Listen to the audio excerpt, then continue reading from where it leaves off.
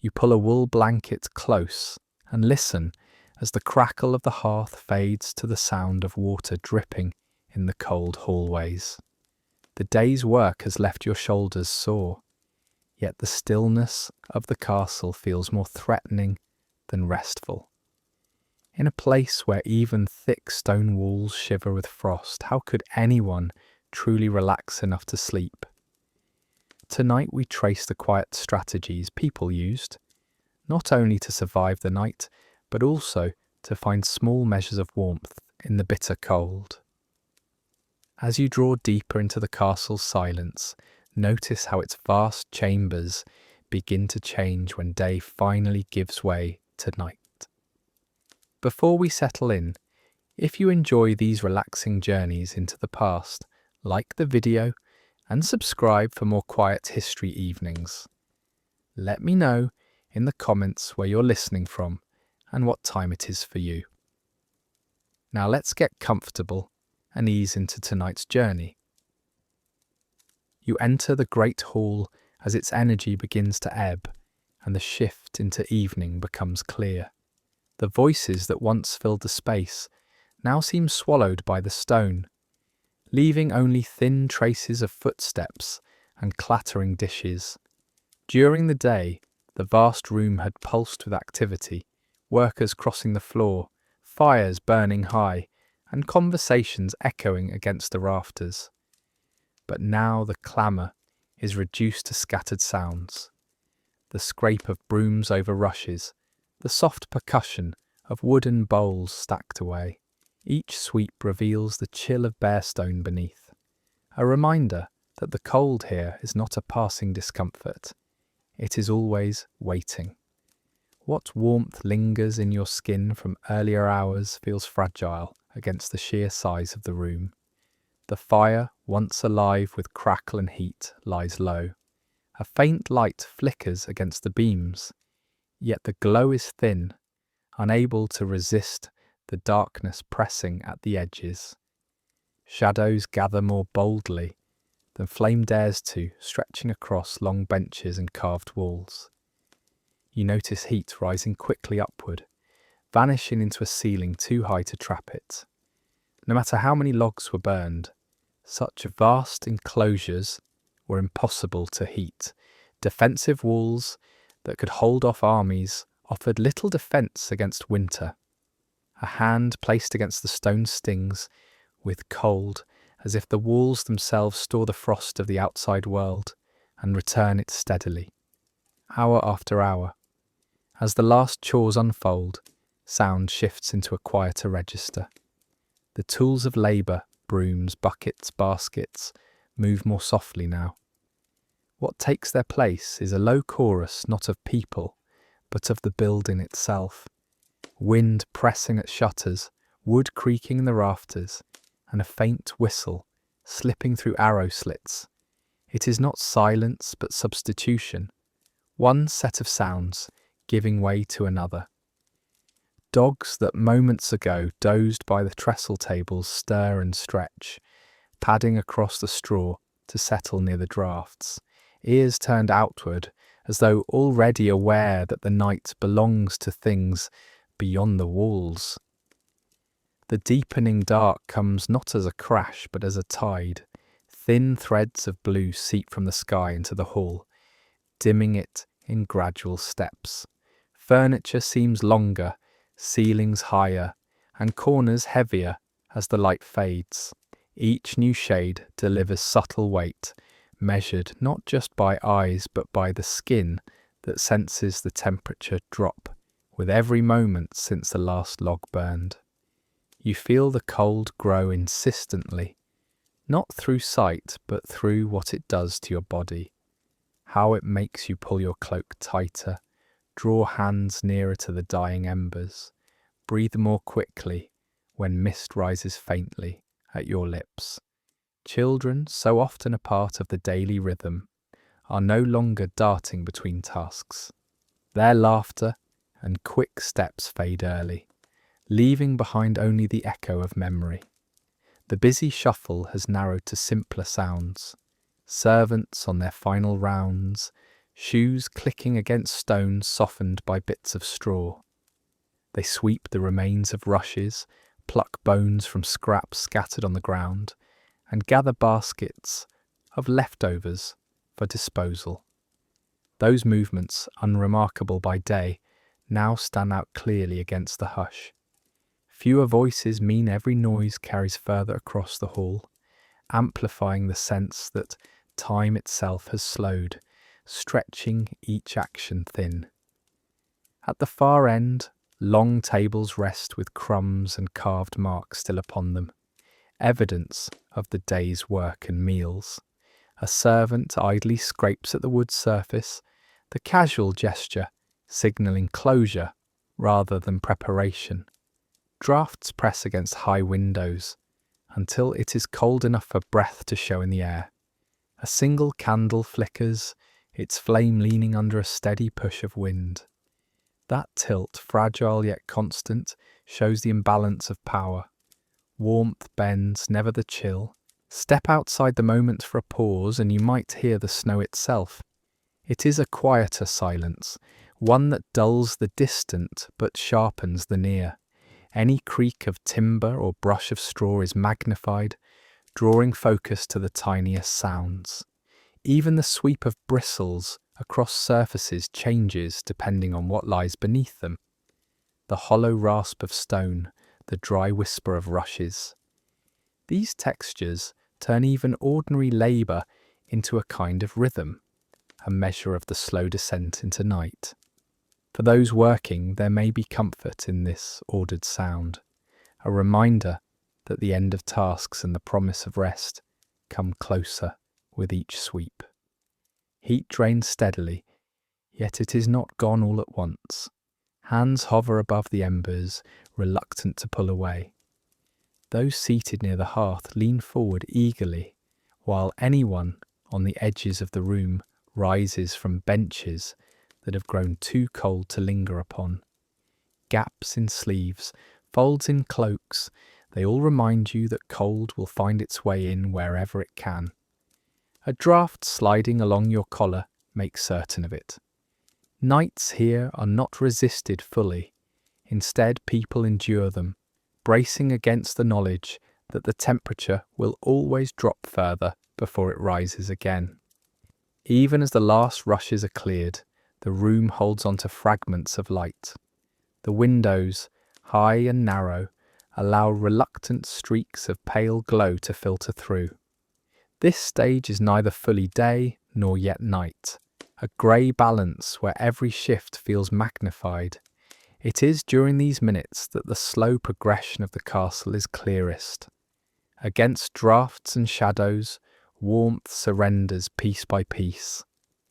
The lively soundscape of the day has given way to the faint stir of firelight and the insistent hum of winter pressing at every wall.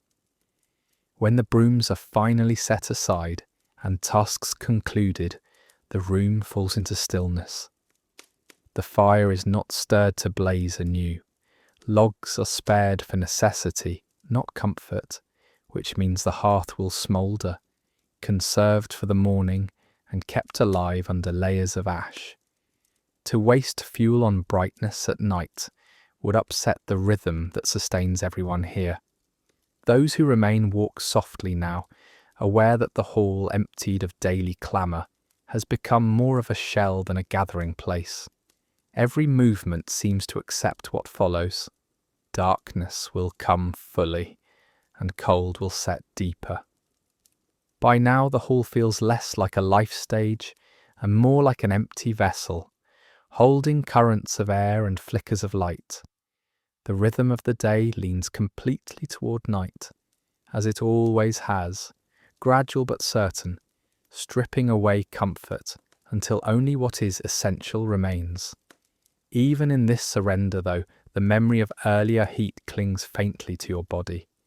It is easy to sense how particular that contrast becomes. The space loses warmth, but you still carry remnants of the day's contact.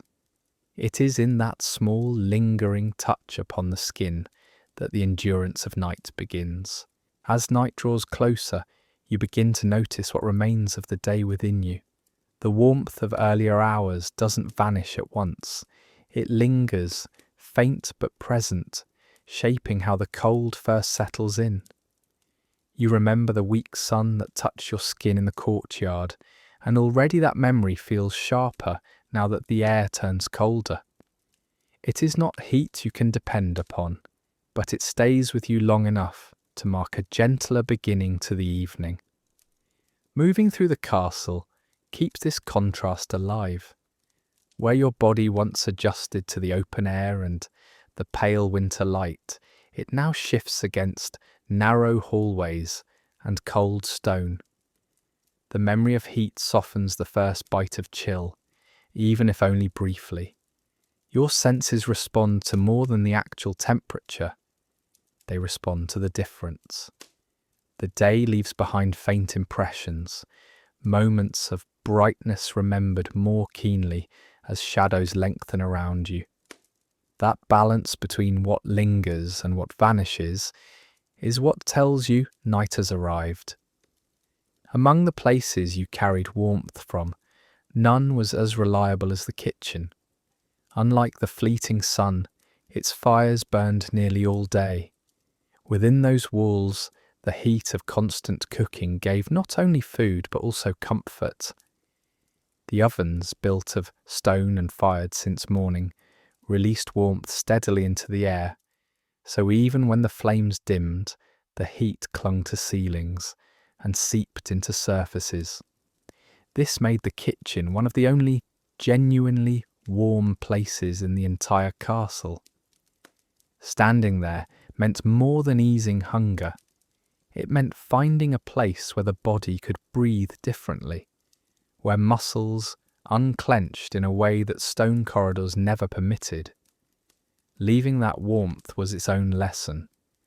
Crossing back into the passageways reminded you immediately of how sharp and unkind the rest of the castle felt. Yet the ovens still served more than cooks preparing meals. They radiated outward into those who paused briefly near their glow. Anyone who passed through could carry a little of that heat with them, stored in their skin, to face the chill elsewhere. Even knowing the relief was temporary, people lingered as long as their duties let them, returning again and again as though to refill a measure of energy before the next stretch of cold. Holding a loaf fresh from the oven shows another way warmth worked its way into daily life. The crust against your hands, radiating gentle heat, did more than satisfy hunger. It left an impression, a comfort you could still feel even after you stepped away. The loaf was both food and memory, and in the rhythm of the night, such traces mattered. They shaped how cold hours were met, not as a sudden absence, but as movement, the kind where the body recalls its past contact with fire, even if the flame itself is no longer near. As light faded outside, the change was measured less by sight than by feeling. Where skin had once drawn tight against the day's thin sun, it now gave way to air that pressed relentlessly inward, slipping past collars and sleeves. Yet the remembrance of late afternoon mellowed the moment.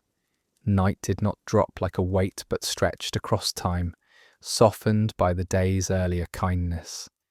The memory of warmth did not erase chill, but it turned it into an exchange.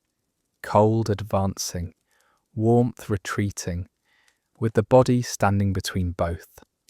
Even now, ovens continue to give off echoes of their earlier blaze. The fires inside may have lowered, but their stones still pulsed enough to notice. Passing near them became a brief invitation to rest, even though tasks pulled you onwards. What stayed with you was not a single moment, but a gradual layering. The courtyard sun first, then the long heat of the ovens, then the feel of bread cradled in your hands. None lasted far, yet together their traces built into something stronger than each part alone. Night, asks more than daytime ever does. To endure it, every choice, clothing, firewood, where you rest, takes on weight.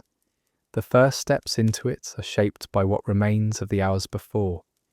The ache of work left in your shoulders, the faint glow of heat in your cheeks, the comfort of ovens you stood close to, all become elements that stay with you long enough to soften the shift. They are not luxuries, only remnants, but they matter because they stand between you and the full sharpness of night. You breathe in this moment and feel how evening differs from the deeper hours ahead. The air bites, but not completely. The warmth you remember doesn't hold against winter, yet it steadies your perspective. Temperature isn't just numbers or cold stone, it is also a memory carried in the body. You are always partly in two places at once, here in the cooling air, and still somewhere in the echo of firelight or winter sun. That balance defines the threshold of night more clearly than clocks or bells ever could. Stepping onwards toward where you will lie down, you find yourself stretching those remnants farther than their heat would otherwise reach. They do not cancel the cold, but they make a difference, marking whether you face the hours ahead with some recollection of comfort or none at all. Day leaves impressions too slight to last but strong enough to matter, and it is on that layered memory of warmth that the castle now tilts fully into evening, preparing for what the night will demand next. Servants crouch low by the hearth, their movements carefully measured against the glowing coals. The bright flame that lit the hall is no longer needed, and now its life must be guided into another form. One hand gathers the live embers closer together, while the other sprinkles ash in a slow and steady veil, dimming them without destroying their heat. It is a task far simpler to see than to perform. Too much ash, and the fire suffocates before the night is finished. Too little, and what seemed alive at dusk may be a bed of lifeless cinders by dawn. The servant works with patience, relying on practiced eyes to know when each ember holds just enough cover to survive its long sleep. From where you stand, the faint sound of falling ash carries through the quiet hall. It is a soft hiss, like snow pressed beneath a careful step. The smoke threads upward in a pale ribbon before dissolving in air that already feels damp compared to the warmth leaving the stone. The work stretches across minutes, even though the gestures themselves are small. The routine has the calm rhythm of coaxing life into a quieter state, as though the fire itself required a bedtime ritual, hushed into survival rather than allowed to collapse into the dark. As the covering deepens, flames shrink into small buried patches of glow. The hall takes on a different shape around them. Arches darker, shadows stretch farther, every surface rearranged by the diminishing light. The fire does not vanish, but it is no longer a presence reaching upward. Instead, warmth settles into the coals, conserved, hidden, and steady beneath its ashen blanket. For those who lived here, this moment made the difference between starting a new day with warmth or beginning it with frozen silence. The purpose behind the act is clear. Sealing the fire is not for comfort now, but for survival later. By keeping embers alive beneath ash, the need to strike new sparks in icy air is avoided, and the long, frustrating effort of coaxing tinder into flame is spared.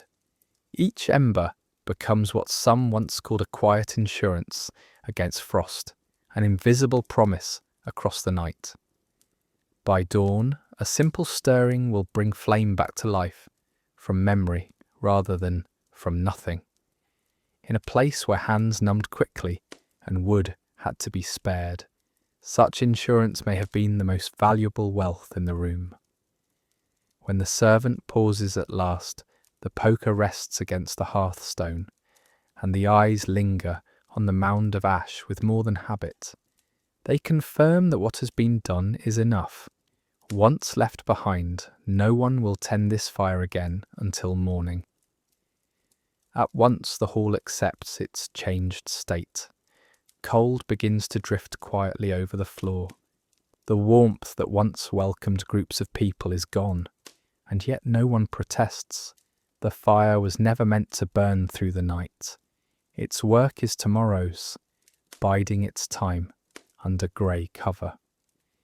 The signs of this change are unmistakable. The small red gaps glowing through ash flicker out, one by one, losing their hold on the rafters. Even sound itself alters. Crackle gives way to the faint sigh of coals shifting under their own weight. Without flames to mask the echo, this soft noise seems larger than it is, carried by damp stone across the hall. The room becomes less a space for work or company, and more a shell, a vessel prepared to endure. Beyond these walls, wind presses against shutters and lifts bits of straw into corners. Drafts thread under the stone floor, slipping upward against long benches and exposed ankles. Even as cold slips swiftly into the hall, the banked fire still holds back just enough to matter. It cannot chase away a chill that belongs to the whole building, but it waits so that morning can begin with fewer struggles. The practice saves fuel just as much as it saves time and labour. In quiet places, the most invisible acts were often the most sustaining. To a newcomer looking at the dim hearth, the scene might seem bleak, as though something was lost. But to those who buried the coals, it signalled preparation. Where others might see an extinguished fire, they saw a stored promise. Beneath the weight of ash there remained enough heat to bake bread, to warm water, to dry chilled hands before another day's labour. Flames dazzled by night, but it was this dull glow that ensured life could continue with regularity.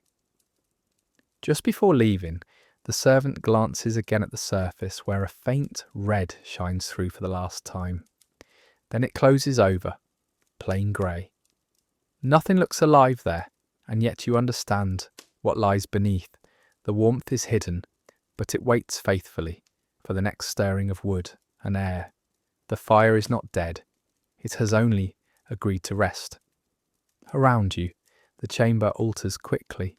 Breath now hangs longer in the air. Cloaks are drawn closer around shoulders. Voices fall softer, and people drift from common spaces towards smaller chambers. Yet no one complains. The cycle is too familiar. Flames are for the day, embers for the night. One is for gathering, the other for survival. The memory of light and company belongs to earlier hours. Now the hall holds only what must stay intact until morning.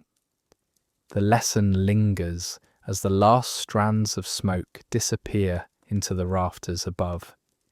Banking the fire may look like retreat, but it is an act of keeping. It guards a small thread of heat that means tomorrow's labour can begin without the weight of frozen silence. Every gesture spread ash with this future in mind. Standing near the hearth, you feel how much depended on such small routines, on hidden warmth preserved where the eye cannot see. And now the attention of the room shifts. With the hearth sealed, the centre of energy passes elsewhere. What once kept people close has withdrawn, and the walls themselves begin to define the night. You notice how the air feels heavier against your skin, how the cold carries forward from floor to ceiling. It is no longer the fire that sets the measure of comfort, but the stone that surrounds you. You place your hand against the wall, and the cold answers at once. It doesn't brush past like a draught, but pulls steadily, taking heat from your skin as though the stone itself were feeding on you. The surface feels rough, but what holds your attention is how quickly warmth slips away. Within seconds your palm stiffens, and even when you pull back, the chill lingers, clinging to you as if claimed. Castles earned their strength through these walls. They held firm against siege engines, arrows and raiders. Yet with every defence came another kind of cost. By night, the same stone that shielded everyone from enemies outside turned its harshness inward.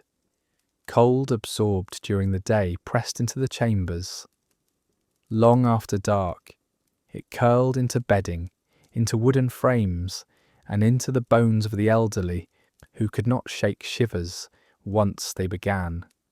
The walls offered safety, but no warmth.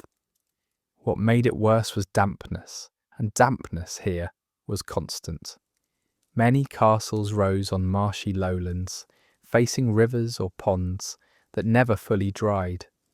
The air carried moisture that crept into the pores of the stone, turning every block into a reservoir.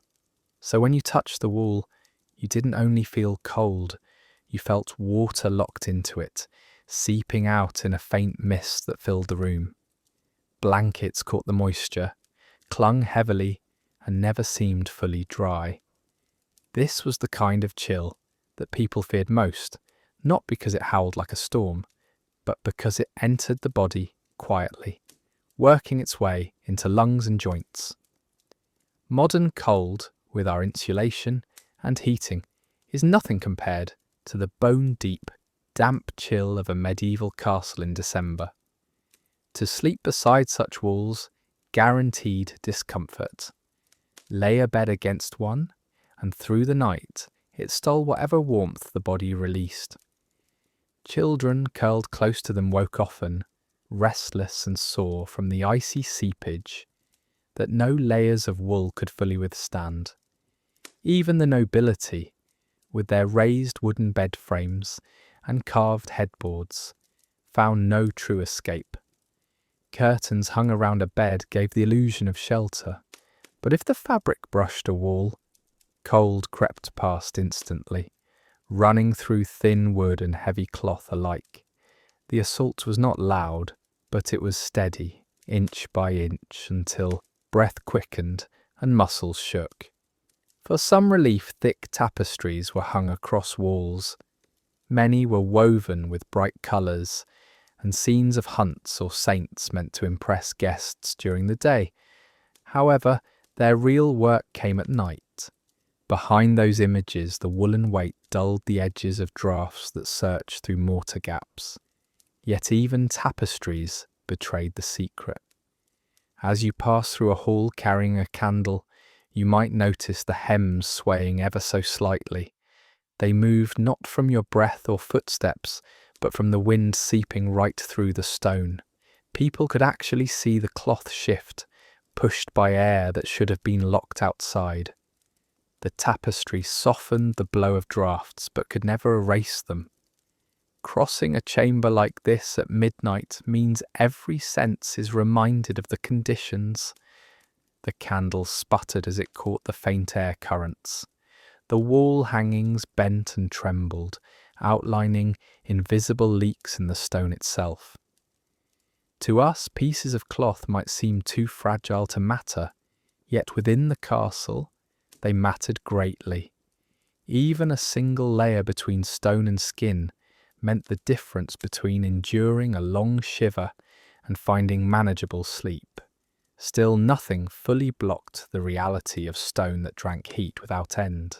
This damp chill did not politely stay in the walls. It seeped into every seam of daily life.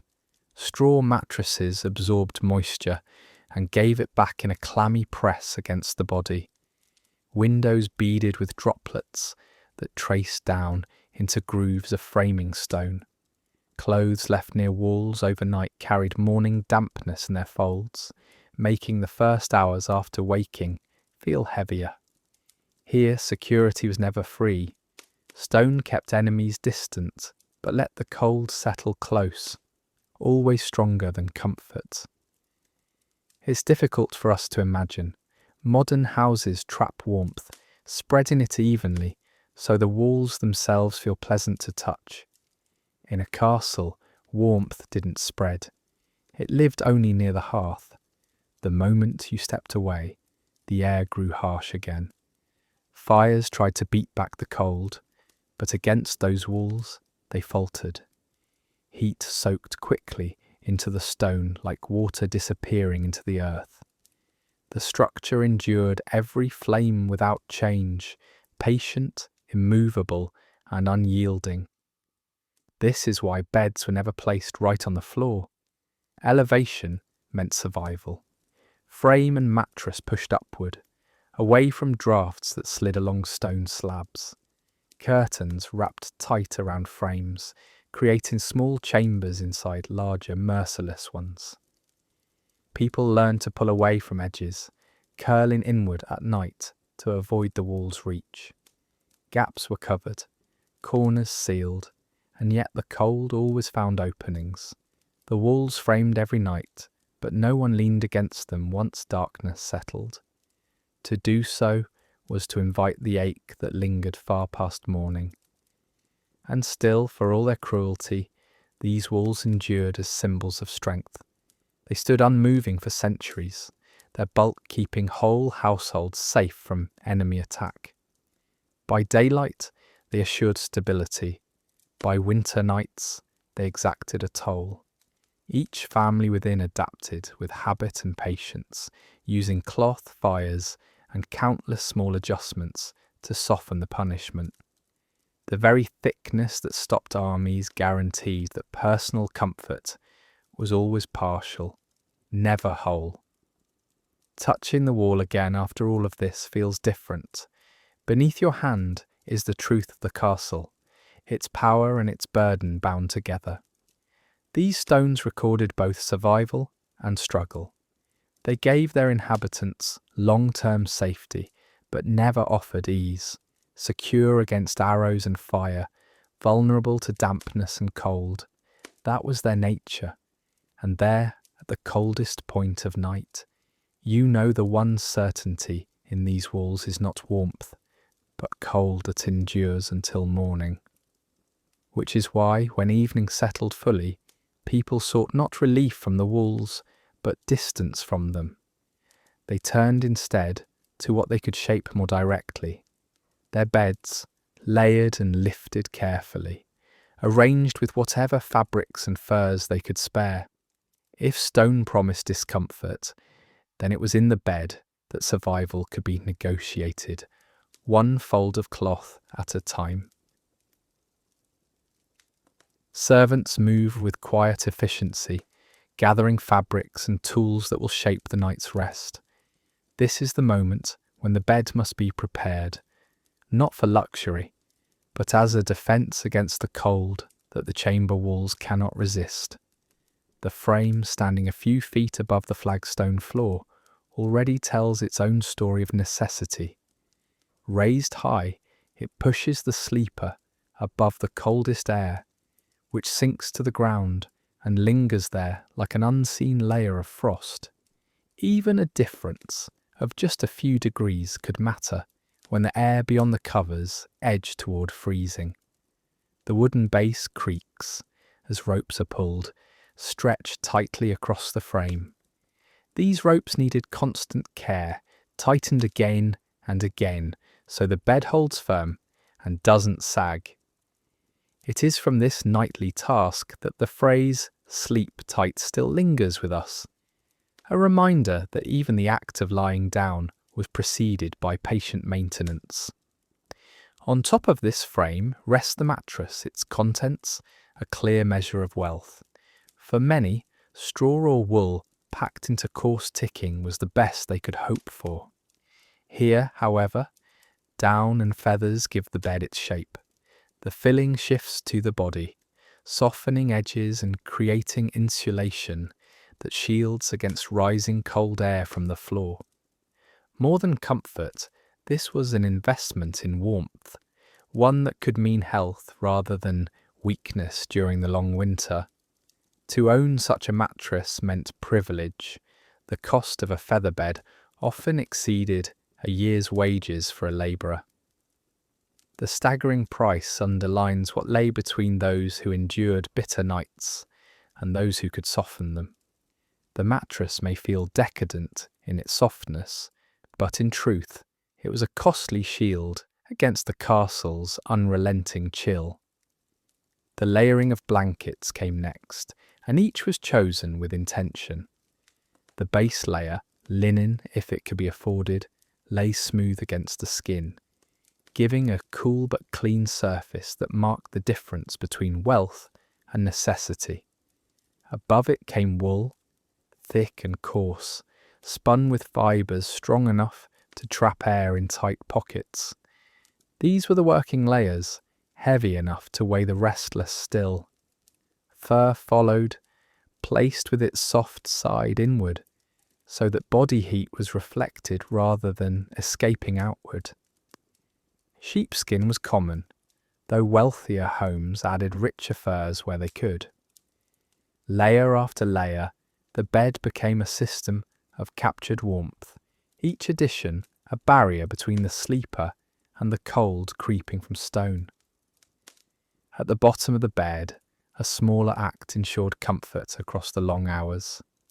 A servant fetched a river stone, heated earlier in the fire and covered in cloth so that it could be handled. Set gently at the foot, it radiated slow heat, spreading warmth into the furs where tired feet would rest. These stones worked quietly but steadily, releasing their stored fire as the chamber lost all trace of heat into its walls. Some households used more than one on the harshest nights, wrapping them thickly to avoid burns but placing them close for the comfort they offered. It is a humble image, a single warmed stone, but in its own way it became the fire carried into the bed. Not every trick involved stone. Another tool, the warming pan, was passed across sheets before the bed was drawn shut. It was nothing more than a shallow metal vessel filled with glowing embers, which slid carefully across the covers, but its importance could not be overstated. As it slid along fabric, a faint hiss rose where dampness had clung. To climb into a cold, wet bed was not only miserable, but dangerous. Dampness was quiet, but it weakened bodies and invited illness that no fire could cure. The warming pan, for its risk of sparks and burning, offered reassurance that the bed would be dry enough to hold warmth of its own. Once the layering and warming were complete, curtains were drawn down from the wooden frame encasing the bed. These heavy folds, often patterned or richly embroidered, gave privacy by day. But now their deeper purpose was revealed. Wrapped around all four sides, the fabric held in heat and created a small climate of its own. Within that square, body heat had a chance to gather, to settle into the air rather than vanish upward, into rafters, or outward into stone. Compared to the vast emptiness of the chamber, the curtained bed was its own world, smaller, kinder, and survivable. In here, breath and body warmth made a fragile shield against the night. In practice, it was like reducing the castle to a single, human-sized refuge. Before climbing beneath these folds, there was almost always a ritual of drink. Mugs of mulled wine were served, spiced with cinnamon, cloves, and sometimes nutmeg. Steam rose from the surface as servants passed the cups gently to waiting hands. It was said to warm the body, a claim people then accepted unquestioningly. In truth, alcohol did something subtler, widening blood vessels to make skin flush with heat, but leaving the core of the body to cool faster. Medieval people did not know this, but the illusion of warmth carried comfort all the same. To sip the sweet, spiced drink offered a calm end to the day. Whatever its science, the heat on the tongue and the familiar flavours gave reassurance that cold could be held at bay, even briefly. When the preparations were finally complete, the bed stood separate from the rest of the chamber. The ropes beneath, the feather tick above, Layers of wool and furs, stone-warmed covers, and heavy curtains together remade the space into something of its own. The hall around might hold drafts and shifting shadows, but behind the fabric, all of that was muffled. The wider chamber, vast and punishing, faded into irrelevance once the coverings were drawn. All attention fell to this one enclosure, where warmth was the only measure of survival worth keeping. To slip between those layers was to feel transition at once, from the ice of stone floors to the softened heat held within blankets, from open space to close, protective enclosure. Every sound from outside, every breath of chill from walls suddenly dimmed. The act of tightening ropes, filling ticks and drawing curtains might appear ordinary when viewed step by step, but when taken together, it transforms into an entire system of survival built around the human body's fight against cold. The fire in the hall had faded. What remained here in the bed was enough to create a fragile refuge. Lying back now, cocooned in heat you can feel gathering, the space becomes something new.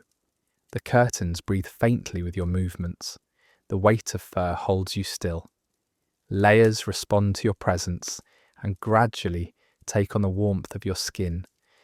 And now, at last, you recognize that the bed was never only a resting place. It is an environment designed carefully and tested daily against a cold that never relented. It cradles the body, yet it depends on the body's own power to sustain its warmth. The bed is ready, but in this quiet enclosure, one more detail remains to shape how the hours ahead will feel. The place is small and contained, yet it is not meant to hold a single figure alone. Something else, very near, shares in this circle of warmth. As you settle deeper into the bed, you notice the closeness of others. Shoulders touch, feet stretch into shared space, and the bodies around you create a network of quiet presence. In these grand chambers where stone and shadow hold the cold, survival depends on this closeness. To sleep alone would be to surrender too much, but to sleep together is to build an answer to the night. Beneath layers of wool and fur, warmth spreads steadily. Skin gives heat that no fabric can fully replace. Each breath shapes the air inside the curtained bed into something softer, slower, more livable. Cloth can only trap what bodies create, so to lie beside another is not a choice for comfort, but a way of ensuring heat builds at all. Shoulder against shoulder, or a hand slipping carelessly against an arm in sleep. These brief points of touch extend warmth where blankets alone would falter. For those of us who think of rest as private, the thought may feel unusual, but privacy meant little when the walls and floors pulled heat away hour after hour. In this place, what mattered was presence. No one thought twice about curling together, about knees brushing or breath warming a shared pocket of air. To trade warmth for solitude seemed not only impractical, but absurd. Habit reduced the strangeness until sharing a bed became as natural as tucking in an extra layer of cloth. The rhythm of the night takes on a different shape here. You sense your own breathing, then another's, until the two patterns join into a shared pace. That breathed air encloses each sleeper in something closer to quiet companionship than to silence. Through the night, heat crosses from one figure to another in ways that cannot be separated or traced. It is a circulation, a current caught and held by the curtain that encloses you all. What grows within that space feels different from the vast open chill of the chamber around it. Even small movements gain new meaning. When a draft skirts under the fold of fabric, it strikes less sharply If you know the person next to you will shift closer for balance, a cold wall pressing dampness into one side of the chamber is easier to ignore when your feet bump against someone else's, finding reassurance in shared contact. Each time a sleeper turns or pulls a folded arm tighter, those lying nearby follow suit, an unconscious adjustment that keeps each body held in the circle. This cooperation happens without words, a steady cycle of motion that restores balance again and again. The pattern repeats across the castle. Nobles, their households, and even their servants all joined bodies against the cold. And it was not only a necessity, it sometimes carried status. Records note the Duchess of Norfolk in 1408, who had 3 ladies share her bed through the winter months. Far from a burden, this was considered an honour. To be chosen to lie there was to share both proximity and protection. Not merely comfort, but a marker of trust and privilege. When heat came from bodies, to grant a place beside your own was to grant more than space. It was a gift of survival and of intimacy, freely acknowledged in practice. This same habit shaped life beyond noble rooms, servants lying near each other on coarser bedding pressed close, out of the same need. Parents folded their children into the crooks of their arms. Infants swaddled in wool against a mother's chest lived through nights they might not otherwise survive. Older children, pressed tight between siblings, absorbed warmth bit by bit, their small instincts learning early what security meant. The choices made in those locations were practical, but they also created memory, the knowledge deep inside that warmth was always given and received together. Imagine the settling of the bed in those first moments. Furs shift back, the weight of wool adjusts, bodies find their positions in a loose knot. A heated stone at the bed's foot radiates upward, brushing faint warmth through sheets, while 2 or 3 sets of limbs curl nearer. Even before sleep, the shared air begins to grow heavier with heat. Slowly, the curtained bed transforms into a new kind of hearth. Not one that glows with flame, but one that glows with presence. The night is not perfectly still. Blankets slip, a sleeper stirs, or a murmur surfaces. A hand searching for fabric might rest on a hip, or fingers spread gently across another's back before withdrawing. Each moment of touch reaffirms connection. The circle continues to hold. These actions are never marked with surprise. They are part of the night, as predictable as the weight of covers.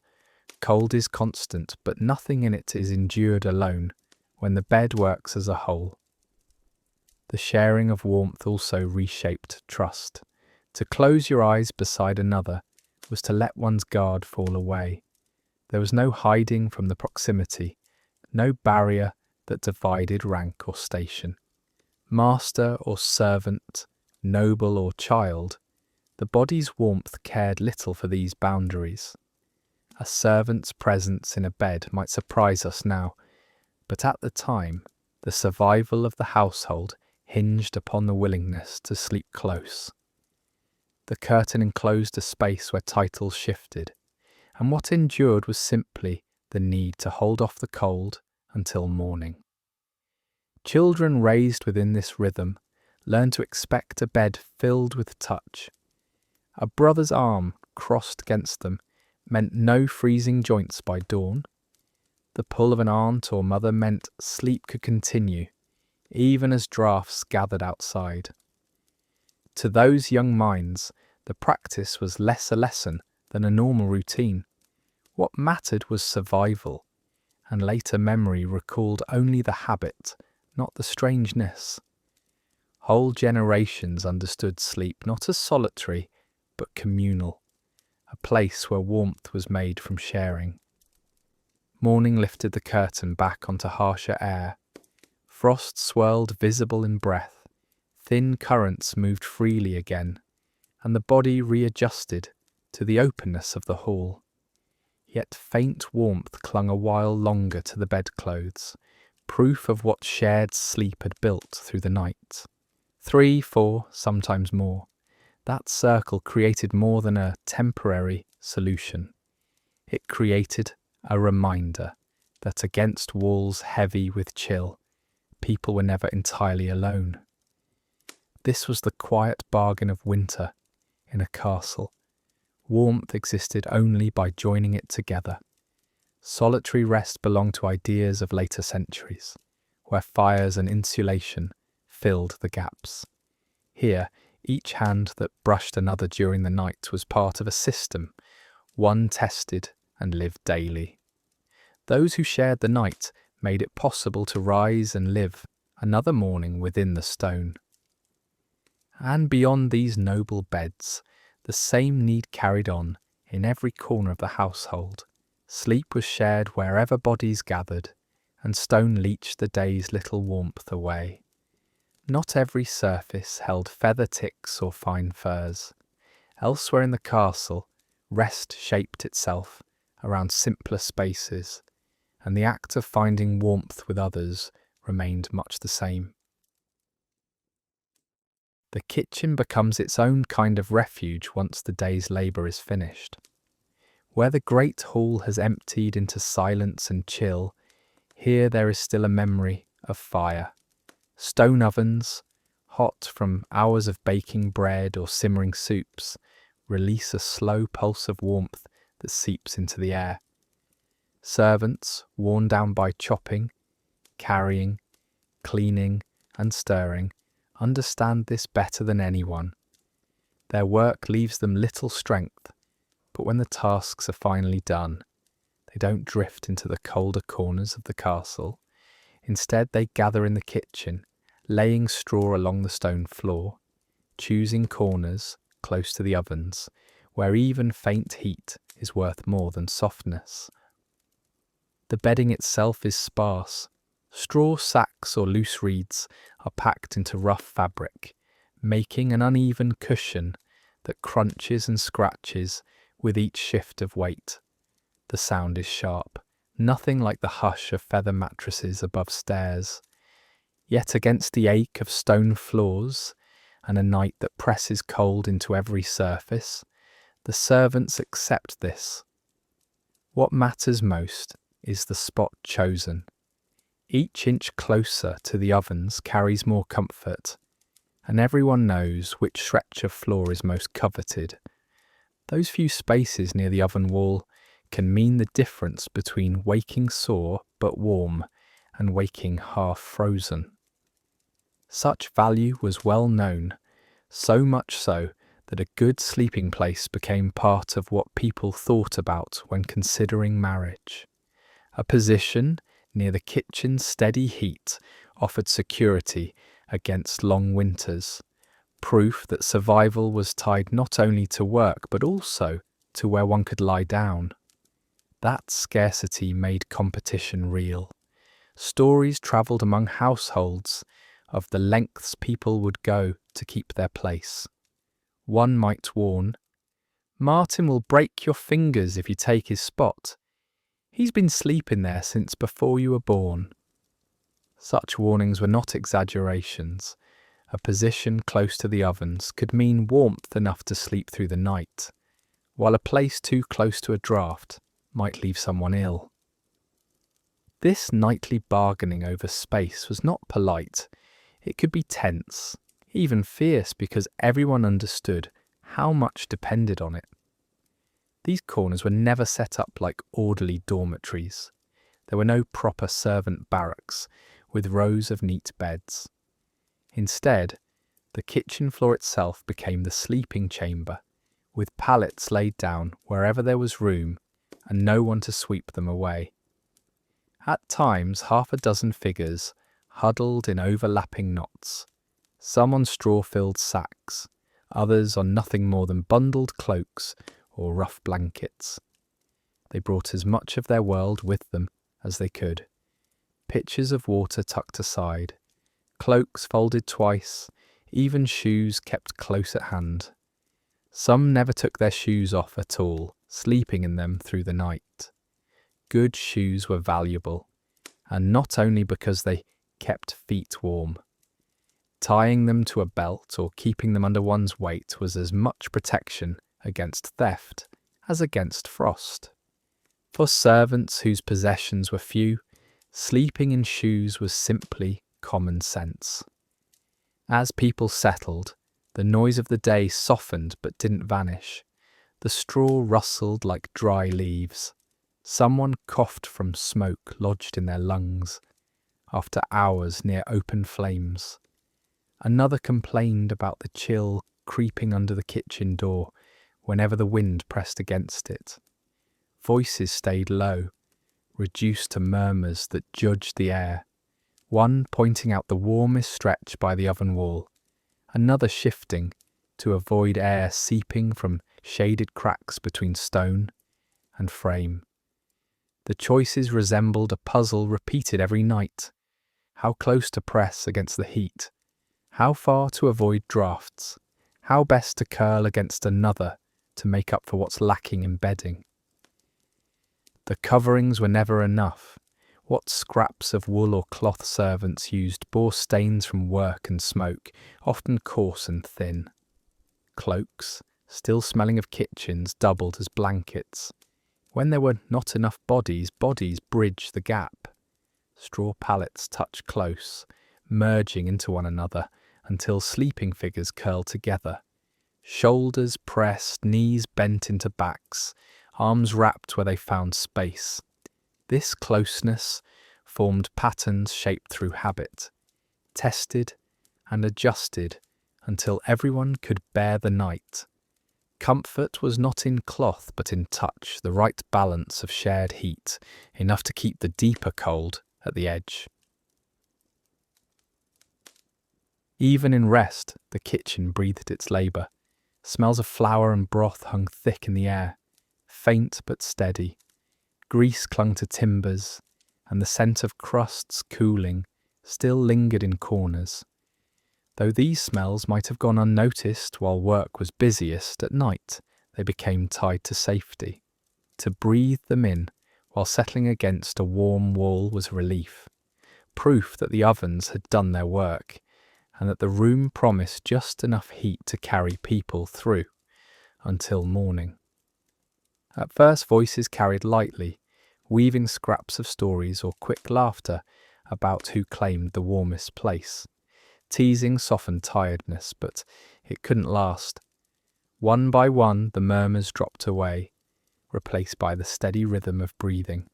A foot shifted against straw, someone rolled further into a blanket's edge, and another stirred without waking. This knot of servants became a slow chorus of breath, a kind of living hearth fed not by flame, but by bodies gathered in shared space. Each night affirmed the same truth.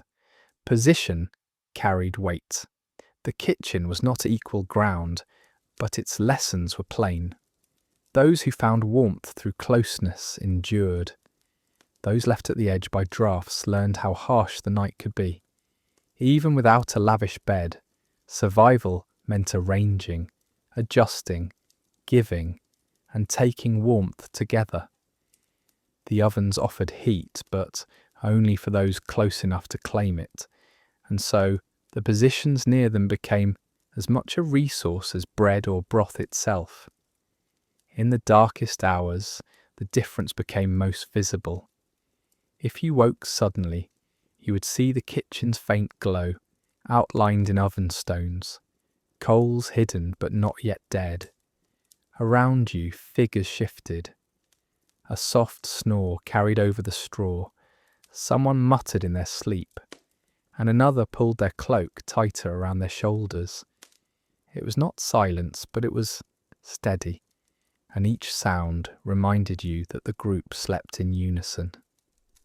Outside, frost climbed across battlements, and winds rattled shutters, but within this space the balance held. Heat pushed back in the smallest ways, just enough to matter. When morning sketched its pale outline, against the high windows, this fragile comfort unravelled.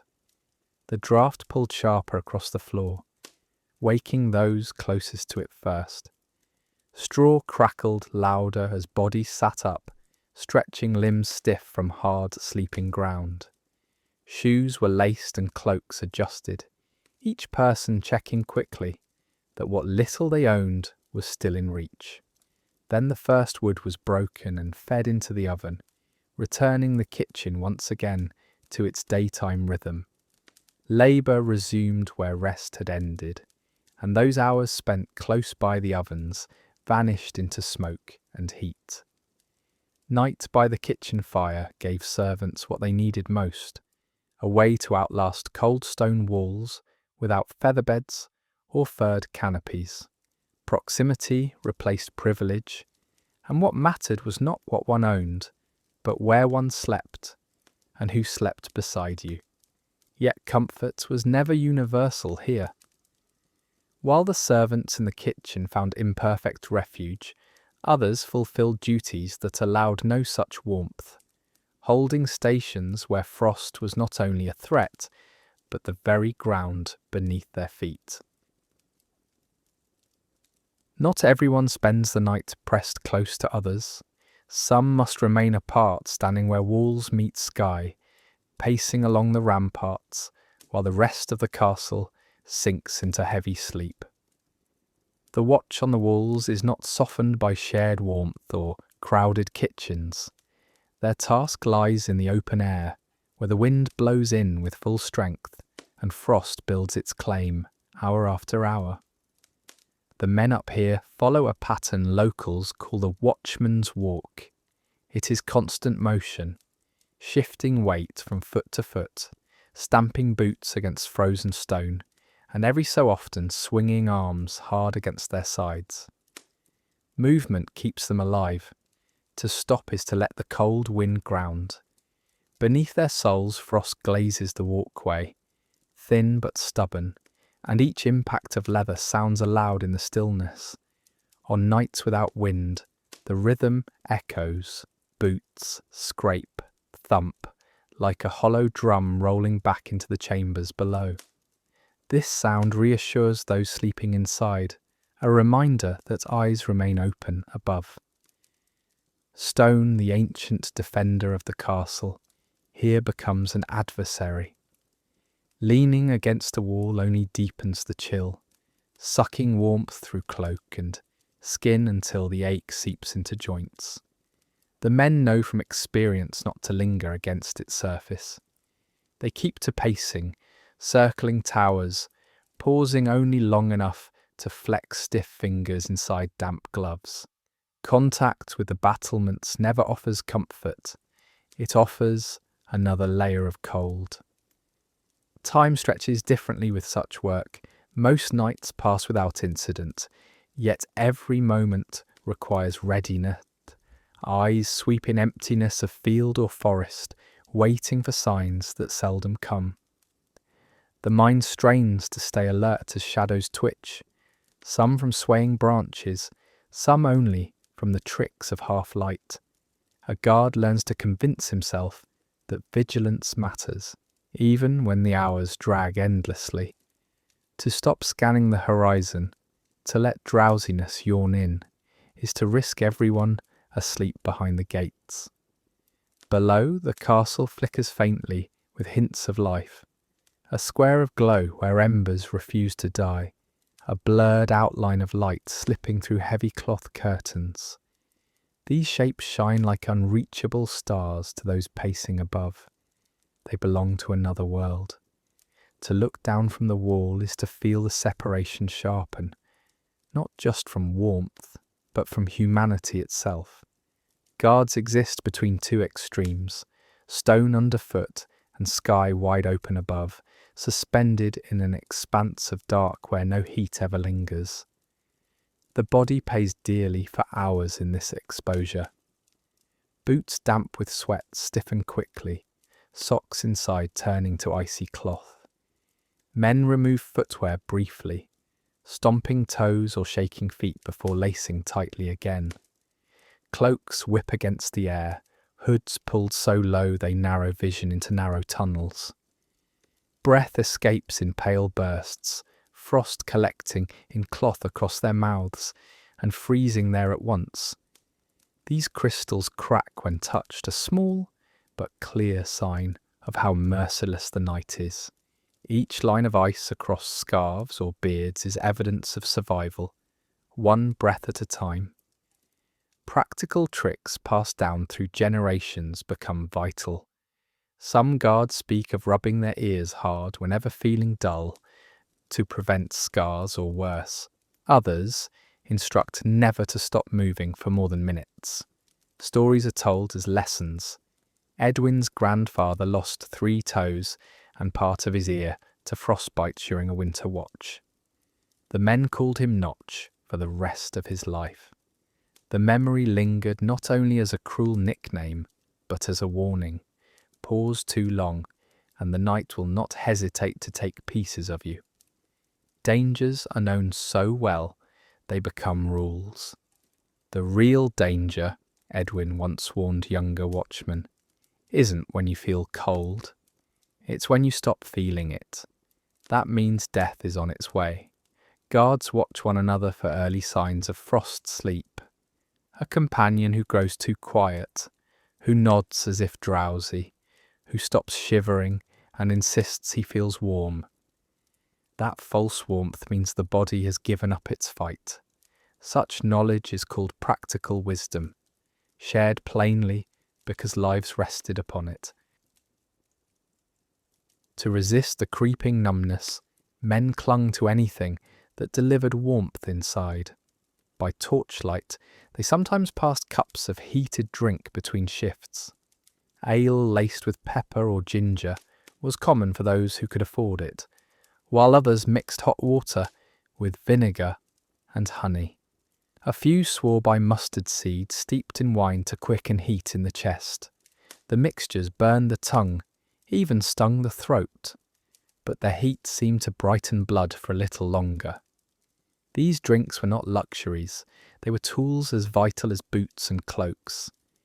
Yet even with food and drink, there is no escaping the longer truth. One guard once confessed, "My feet haven't been truly warm from November to March in 15 years. You get used to it, or you die." These words travelled not as boasting, but as plain truth.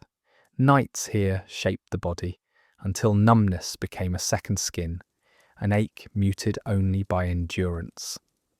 Torches flared on moonless nights, their flames bending under each gust. Shadows stretched cartoonishly across the wall and stairs, misleading tired eyes into jolts of alarm. Wind carried smoke directly back upon them, forcing coughs into hoods clogged by their own breath. The clash of firelight against black night made vision strain, leaving after images when men blinked. Every sense found test after test, and still the hours dragged until the next shift took over. The isolation followed deeper than skin. Those within the walls shared blankets, curled against kin, or pressed close on straw. But here, self-reliance was all that existed. Heat came only from one's own body, and only if the watchman himself kept moving. Small rituals carried them forward, counting paces between towers, reciting quiet prayers under frozen breath, picturing hot bread or a cup of wine waiting below. The thoughts didn't warm them, but they slowed the mind's despair, giving shape to endurance. Storms sharpened the memory more than anything else. Sleet packed against cloaks until they stiffened like boards. Snow-blinded eyes gathered along lashes, numbed any sense of direction until towers appeared as dim hulks, half invisible. Each storm carved time differently, sometimes dragging it endlessly, sometimes racing forward in flurried bursts, but all storms reinforced the same law. You must keep moving, because stillness meant danger in minutes. When the skies cleared, the stars felt almost like silent companions. Their constancy mirrored the guard's repetition of steps. The clarity did not erase the cold, but gave the men something steady to mark against the vast, swallowing silence. These nights allowed one to breathe a moment without wind pressing into lungs, though never long enough to call it comfort. Through each watch, survival is never triumph. It is a bargain struck one breath, one pace at a time. Endurance replaces victory. The men above stand apart, enduring while others rest. Their steady walk, their muffled footsteps on frost-bound stone, ensure that the household can remain unaware, safe in its curtained warmth. And while their bodies withstand open air, elsewhere, different sounds mark the persistence of night. Beyond the walls, the world grows silent in snow. Within the castle, another kind of sound continues, subtle, steady, a rhythm carried not by footsteps, but by the building itself. The first thing you notice in the hours after settling to rest is that the castle is never silent. Beneath the heavy curtains and layers of cloth, sounds rise steadily, woven into the night, whether you wish to hear them or not. Moisture collected on the walls during the day drips now in regular beads, each landing with a small echo. Some fall quickly, others linger long between drops, their uneven rhythm giving the impression of a clock that keeps no time but still insists on marking it. These sounds remind you that the walls are alive with water and air, shaping the chamber through presence, not absence.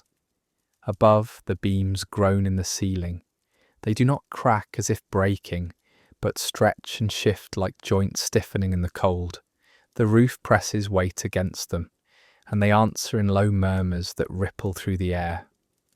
For a moment, you hear the age of the house in every sound. The beams have held for generations, adapting to each cycle of warmth, frost, thaw, and cold again. At night, they hum with it, stretching, drawing back, more reminder of life in motion than of collapse. Other lives stir closer. Scratchings move along walls and corners, the whisper of mice finding their way through rushes pushed aside earlier. They pick at crumbs left unnoticed, drag straw for nesting, scurry quickly and vanish. For them too, the castle provides space to endure. The sound is faint but constant. You may never see them in your nightly waking, yet their movements tie your experience to more than human presence. A reminder that every corner sustains life in some small way. Within your enclosure of bed and curtain, sound softens but persists. The draughty chamber beyond recedes, leaving you with a narrow world where wool muffles the noises of stone. Here, what dominates are the smaller rhythms, your own breath matched with the one beside you, each inhale and exhale feeding the air with a fragile balance of shared warmth. Furs shift gently, a hand moves faintly in sleep.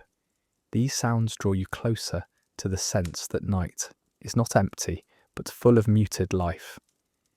Sleep comes irregularly. People then did not expect to lie down and pass into unbroken silence till morning. Rest arrived in stages, shallow at first, interrupted easily by sound or change of temperature. Hours folded into fragments, and the cycle of waking was accepted as part of the night. At some point, usually past midnight, eyes opened again. Hands reached for furs, adjusted stones at the foot of the bed, stoked a fading ember if it felt too cold. This was not unusual. It was so common it had a name, the space between first sleep and second sleep.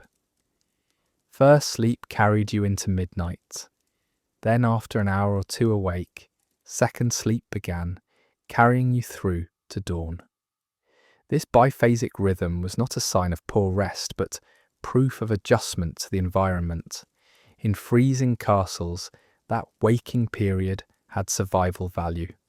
It gave time to check the fire, to stir embers back to life, to rewrap a hot stone so it radiated longer, or simply to move the body, generate heat and shake away the dampness creeping through covers. Without those wakings, frost could overtake the household, fires could die away, and sleep might end not with dawn, but with damage, numb hands, frost-bitten feet, sometimes worse. And so the interruption was not a failure, but a safeguard. The castle's cold made sure that nights required attention. First sleep was gathering strength. Second sleep was the promise that morning would be reached. The small hours between them became a time of listening, of hearing beams stretch, drops fall, the faint stir of animals, while hands checked logs or tucked layers close again. What might appear to us as restlessness was designed into survival by the rhythm of stone, fire, and frost. The mind adjusted too. Dreams formed differently inside this pattern, shaped by the sounds overhead and beyond. You might dream of water trickling, of timber groaning, or of a sudden gust rattling shutters. Waking from these moments, the noises proved to still be there, binding dream to waking, as though night carried two lives at once, one in thought and one in sound. Returning afterwards to second sleep felt easier, bridged by the recognition of the familiar. Through these cycles, breath anchored you. The rasp of another near you tied your rhythm to theirs. A cough in the distance, the mutter of someone shifting in their sleep, the creak of blankets drawn tighter, all folded into a quiet reassurance. Alone, such noises might have unsettled. Together, they meant life was continuing. Each sound, however soft, was proof that warmth had not vanished entirely in the cold. Even outside the curtains, sound carried. Dogs shifted in corners, their claws clicking faintly on stone as they resettled. Fires in the kitchen lowered, but the hiss of embers reached faintly down passages. Guards continued their steady tread beyond the walls. All of it filtered inward, muffled but present. These distant sounds framed the safety within the bed, proof that others kept watch, that fires still glowed, that even restless animals pressed their warmth against the castle walls. The repetition of it became almost predictable. A beam moaned at its joint. Drops landed with the echo of stone cups. Mice scratched again at rush mats. You woke in intervals, each time touching cloth or adjusting your cloak, sometimes waking enough to feel the cold more sharply before pressing back into the furs. But each waking, however fleeting, had a function. Every adjustment carried the group a little further toward the safety of morning. The pieces of rest joined like stepping stones across a river, never a full span at once, but always enough to reach the other bank intact. By dawn, the memory of the night feels fragmented, broken into uneven lengths of rest and waking, yet within those pieces lay protection. Fires were checked when they needed to be. Stones were turned to spread their warmth longer. People shifted close, tightening the circle of breath and body heat. And because of those acts taken during broken hours, bodies were not left stiffened with frost. What looks to us as disruption was in truth a pattern of endurance, life bent into a cycle that balanced sleep with vigilance. The castle's voice at night was never silent. It was made of all these small continuities, the sound of water, of wood, of animals that threaded through walls. More than that, it was the rhythm of human presence, pausing and rising, lying down and waking again. If perfect stillness had come, it would not have meant peace but absence. Fires gone, breath gone, only frost claiming space. But instead the structure lived, filled with its own uneven chorus. Each sound proved the persistence of warmth against stone that would otherwise consume it. By the time the second sleep ended, light had begun its thin return. Curtains pulled back, showing frost still clung to the walls, and breath still misted faintly toward the beams. Yet you knew the pattern of the night had done its work. Broken sleep had carried you through, noise had safeguarded stillness, and stone had not erased all traces of life inside. The morning may have arrived, but winter itself showed no sign of easing. Some seasons stretched harder and longer than anyone hoped, each night carrying the same weight. What remained ahead was not rest from the cold, but the patience to withstand it day after day, as frost pressed further and fuel drew thin. Some winters stretched so long that people wondered if spring had forgotten them. This was when talk of a winter without end began. The days arrived pale and short, giving little light before vanishing again, and nights carried on with heavy frost that seemed unwilling to let go. Records tell of the winter of 1395, remembered for generations as unusually cruel. March came and went, yet no thaw followed. April carried fresh snow, and by early May, ice still formed across the moat outside castle walls. To those who endured it then, the season felt like a siege with no opposing army, only time itself pressing harder with each passing week. Wood became a measure of survival.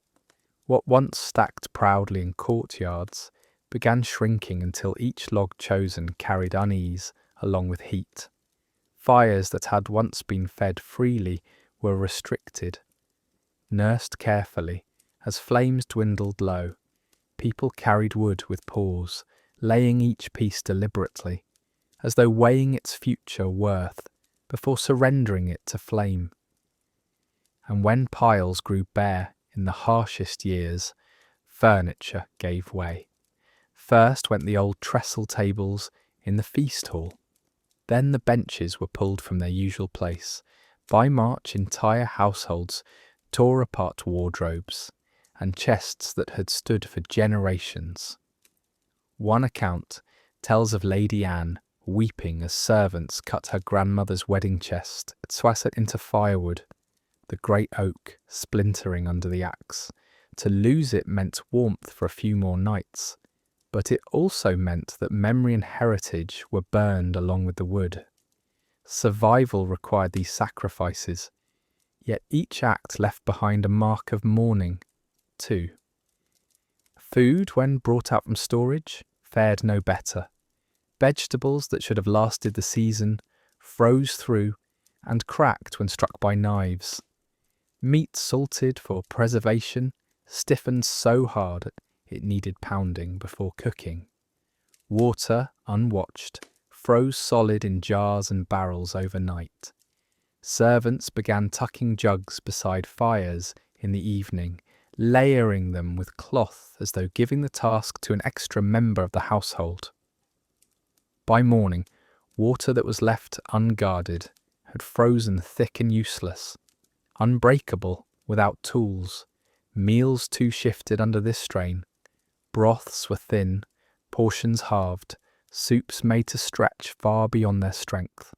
Hunger crept in as a constant background presence, quieter than frost, but just as clear. Chambers closed off one by one, as fires could no longer reach them. Doors bolted, straw swept out, shutters sealed, until the castle seemed to fold in upon itself. Great households that once stretched across dozens of rooms shrank inward to a handful that shared one or two flames. Footsteps once scattered across wide halls were confined to narrow paths leading between kitchens and hearths. Grandness became emptiness, echo giving way to silence. Inward migration reshaped the castle into something more like a village home. compact and concentrated, life huddled within a few workable spaces. Rank itself softened under the pressure of these winters. Nobles who normally claimed private chambers shifted closer to the halls, just to remain near the fire. Servants set their pallets not far away, as the entire household gathered within the same walls.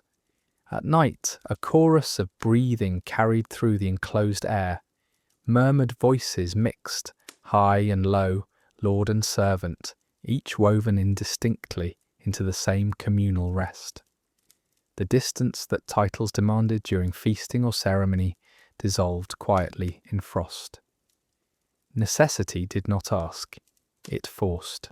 When nights pressed their hardest, the castle no longer arranged itself into separated lives but into one shared presence. This closeness deepened in ways practical and human at once. Fires provided their limited circle of heat, and bodies filled the gaps with their own. Families curled tightly together, but even strangers, pressed shoulder to shoulder, found themselves contributing to a shared climate. Children sensed little of the breach of etiquette. To them, sleeping within eyeshot of lords or knights seemed not strange but strangely comforting. The magnitude of difference between people blurred when all lay under the same cloaks, breathing into the same confined air. Animals too crossed thresholds in these winters. Livestock once kept in outbuildings were led indoors to lend both food security and warmth.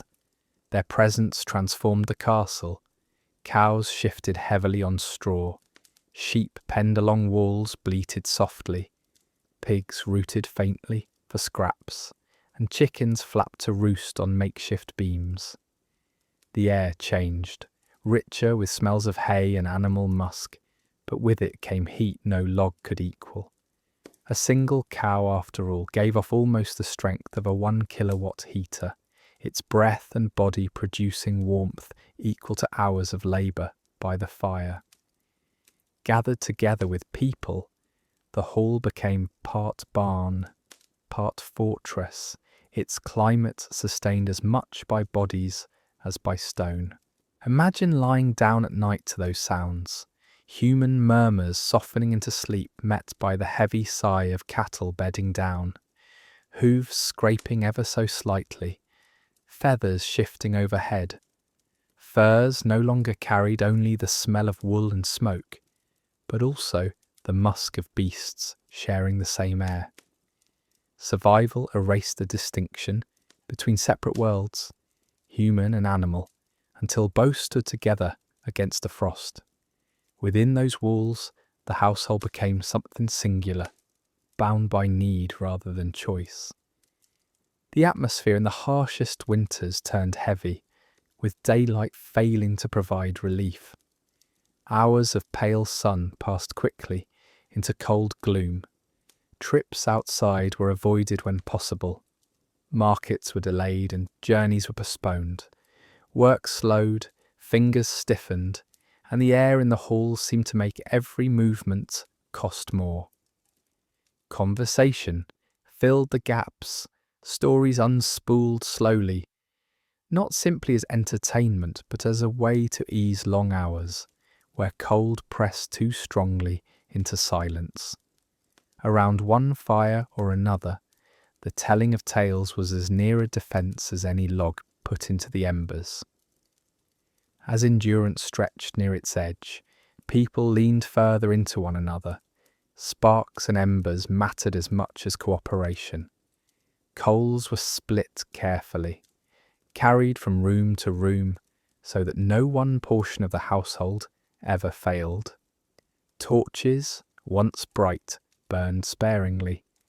Candles were rationed. Blankets layered past their prime were patched and repatched, damp yet still essential. This was when people spoke of the living circle, dozens of sleepers or sitters gathered in unbroken formation to keep each other alive. Accounts describe them speaking in turns, praying quietly, fighting fatigue by keeping talk alive through long hours, all while pressing as close as possible. The warmth of collective presence became both physical and spiritual, asking not for greatness but endurance enough to last until dawn. Sometimes these measures prompted rituals that lingered in memory as much as hardship itself. Evenings ended with prayers not for victory in war or for wealth, but for a thaw, a simple plea for relief from the stone grip of frost. Each shoulder pressed against another made the prayer wordless too, a plea written into breath and touch. The lesson these winters left was quiet. In their depths, survival was never claimed by strength alone, or by provisions alone. It grew instead from how well people bent together into the smallest of habits, sharing a spark, giving space at the fire, accepting warmth whether it came from a neighbour's hand or the heat of cattle just across the hall. Winters without end revealed little triumph, but they revealed endurance in a form that carried households forward, silent but entire, until something like spring finally stirred again. And as we think of those nights, the weight of frost and the closeness it demanded, we turn to our own resting place. What surrounds you now offers a very different kind of security, steady warmth where cold cannot intrude. Tonight, you lie in a comfort shaped by centuries of struggle against the cold. Radiators hum softly, blankets hold heat easily, and every part of the room remains steady and warm. For people in the past, nights were far less certain. They relied on coals hidden beneath ash, heavy layers of wool and fur, and the closeness of others to keep breath and body alive until morning. What we know as ease was once the fragile sum of countless small efforts, every curtain drawn, every ember coaxed, every body pressed close became its own defence. We sleep warm tonight because they fought to sleep warm in their stone chambers. Their endurance lingers in our comforts, a quiet legacy carried forward into every winter night. If you find peace in these stories, subscribe and drift with us again soon. Good night.